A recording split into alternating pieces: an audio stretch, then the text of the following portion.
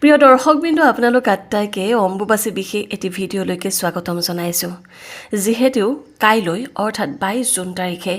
আমাৰ হ'বলৈ গৈ আছে অম্বুবাচীৰ প্ৰবৃত্তি এই প্ৰবৃত্তিৰ সময় কেনেকুৱা নিবৃত্তিৰ সময় কেনেকুৱা আৰু কি কি ৰীতি নীতি আমি বা কি কি নীতি নিয়ম আমি পালন কৰিব লাগিব এইকেইটা দিনত বলক তাকে আলোচনা কৰোঁ সবিশেষ আৰু বৈজ্ঞানিক ভিত্তিৰে প্ৰিয় দৰ্শকবৃন্দ আপোনালোক সকলোৱে জানে যে ৰাশি ভাগ্যত কেৱল আধ্যাত্মিক কথা কোৱা নহয় ৰাশি ভাগ্যত সদায় বৈজ্ঞানিক বা বিজ্ঞানসন্মত কথাও পতা হয় আপোনালোক আৰু আমি অতীজৰে পৰা আমি অম্বুবাচীৰ এই 3 দিন আমি ভালকৈ পালন কৰি আহিছোঁ যিহেতু মা কামাখ্যা বা আমাৰ ধৰিত্ৰী ঋতুমতী হয় বুলি জনবিশ্বাস আছে প্ৰথমতে জনাই দিবলৈ ওলাইছোঁ 22 জুন অৰ্থাৎ কাইলৈ অম্বুবাচীৰ প্ৰবৃত্তি হ'বলৈ গৈ আছে আৰু এই 22 জুন তাৰিখ অৰ্থাৎ ৰাতি 9:10 অম্বুবাচীৰ প্ৰবৃত্তি সময় আৰম্ভ হ'ব সেইখিনি সময়ৰ পাছৰ পৰা আপোনালোকে কিছু ৰীতি নীতিত থাকিব লাগিব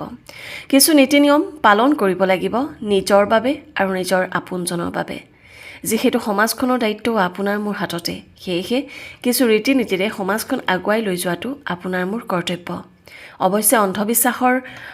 চাকনৈয়াত আমি পৰিব কেতিয়াও নিবিচাৰোঁ তেন্তে বলকচোন আজি এই ভিডিঅ'টিত গম পাব কি কি নীতি নীতি আমি আচলতে পালন কৰাটো উচিত বৈজ্ঞানিকভাৱে আৰু সদশেষত মই ক'ম অম্বুবাচী নিবৃত্তিৰ সময়সূচী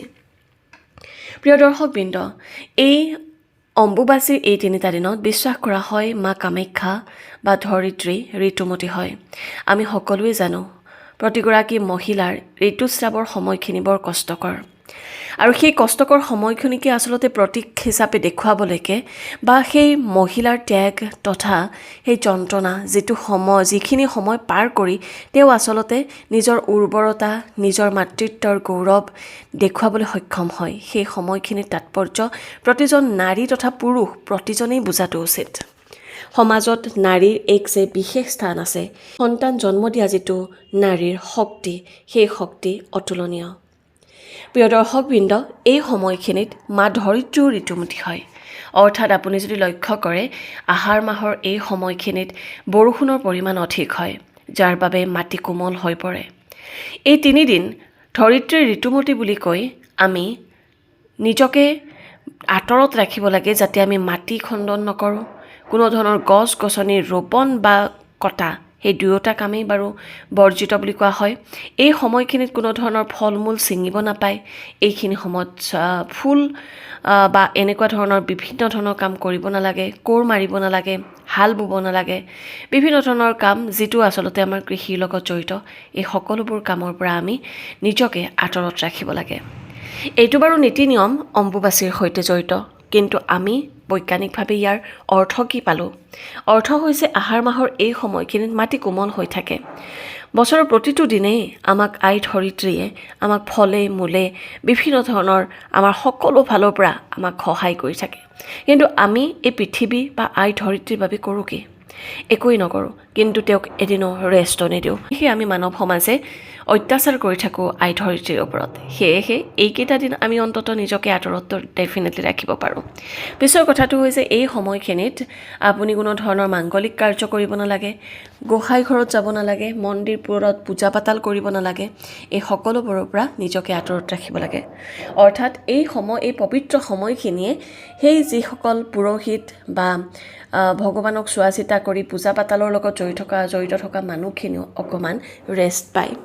এইখিনি সময় নিশ্চয়কৈ আমি ভগৱানকো ৰেষ্ট দিয়াটো উচিত আৰু ভগৱানৰ পূজাত অহৰ্নিশে ব্ৰতী হৈ থকা সেই মানুহকেইজনকো অকণমান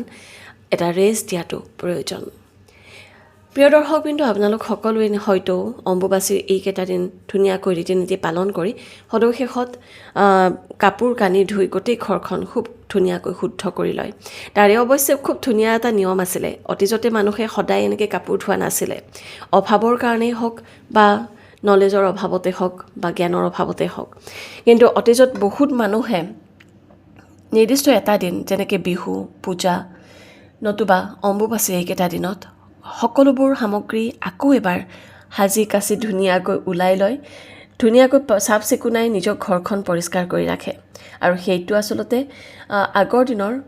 জ্ঞানী পুৰুষসকলে বা জ্ঞানী মহিলাসকলে ওলোৱা এটি খুব বেছি ধুনীয়া নিয়ম। অৱশ্যে এইটোৰ ক্ষেত্ৰত আপুনিও ভাবি চাব, যদি আপুনি পাৰে নিশ্চয়কৈ কৰিবলৈ চেষ্টা কৰিব, কাৰণ এইবিলাকে মনটো আমাক শুদ্ধ কৰে। আৰু সদৌশেষত আমি নিবৃত্তিৰ দিনাখন সকলোবোৰ কাম কাজ সামৰি আমি পৰিষ্কাৰ পৰিচ্ছন্ন কৰি ৰাখি ঘৰখন আমি মন্দিৰৰ দুৱাৰ আকৌ মুকলি কৰিব পাৰোঁ। মন্দিৰটো খুব ধুনীয়াকৈ চাফ চিকুণাই আমি আকৌ পূজা পৰ্পণ কৰিব পাৰোঁ। এতিয়া কথাটো হ'ল অম্বুবাচী নিবৃত্তি কোনদিনাখন। অম্বুবাচী নিবৃত্তি হ'ব এইবাৰ 26 জুন তাৰিখে ৰাতিপুৱা 9:33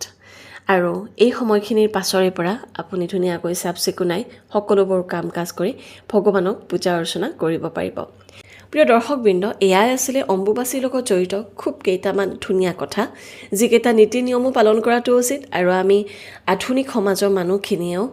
আমি উৎসাহিত হোৱাটো উচিত ইয়াৰে বৈজ্ঞানিক ভিত্তিখিনি বা লজিকখিনি দেখি। সদৌশেষত যদি সেই ভিডিঅ'টি ভাল লাগিছে নিশ্চয়কৈ জয় মা কামাখ্যা লিখিবলৈ নাপাহৰিব আৰু আপোনালোকৰ বহুমূলীয়া